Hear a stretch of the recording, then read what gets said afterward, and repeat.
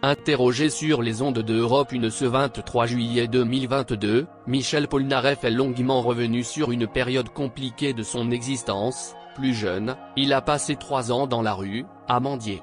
En effet, l'artiste a connu les dangers de la rue et a mendié pendant 3 ans. Exilé aux États-Unis, Michel Polnareff explique qu'il a demandé l'aide de psychiatres pour s'en sortir. J'ai traversé quelques périodes difficiles, donc j'ai voulu creuser et voir comment me débarrasser de certaines phobies, de certaines choses. Quand on se lance dans la création est une chose dangereuse, confie-t-il. Et pour lui, pas question d'avoir recours à certaines substances illicites. En effet, Michel Polnareff assure qu'il n'a pratiquement jamais consommé de drogue. « Je ne me drogue pas. Bon, j'ai fumé dans les années 60 mais je ne suis jamais allé plus loin, parce que ça me fait peur. J'aime être maître de moi », explique-t-il. Le chanteur a préféré se faire aider par des professionnels de la santé pour, par exemple, apprendre l'auto-hypnose. « Je voulais avoir des guides », dit-il, une méthode qui lui a permis de faire des rencontres très intéressantes.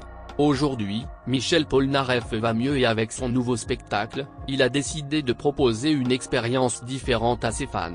Pendant ce spectacle immersif, le spectateur est un peu dans un casque de réalité virtuelle mais sans casque.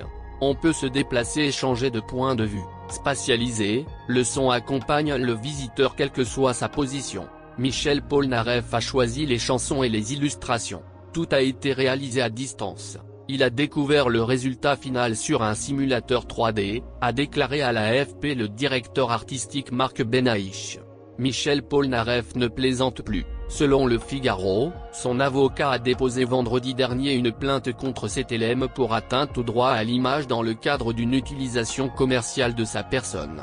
Depuis 2011, la société de crédit utilise des sosies de célébrités ratées pour promouvoir son activité avec le fameux slogan « Il ne suffit pas de ressembler à CTLM pour être un CTLM ». Parmi ces sosies, on retrouve le bonhomme vert, mascotte de la marque, imité avec des bouts de papier vert collés sur le corps, une Marilyn Monroe très naïve, un Bruce Lee de fortune et surtout un Michel Polnareff très particulier, connu pour s'exclamer régulièrement. Une parodie qui n'a pas plu à l'interprète de Tout pour ma chérie, représenté dans le spot par ses éternels cheveux bouclés et ses lunettes blanches. Il était horrifié, ça porte atteinte à son image de marque, à sa carrière, à sa réputation, ça le déshonore, a expliqué son avocate, Viviane Simon. Cette dernière estime également que l'utilisation abusive de son image par CTLM le prive désormais de toute proposition de participation à des campagnes publicitaires. Pour le préjudice, Michel Polnareff réclame 1,1 million d'euros à BNP Paribas, propriétaire de CTLM. La société ne devrait pas faire face à d'autres réclamations, les autres célébrités parodiées dans le spot étant décédées.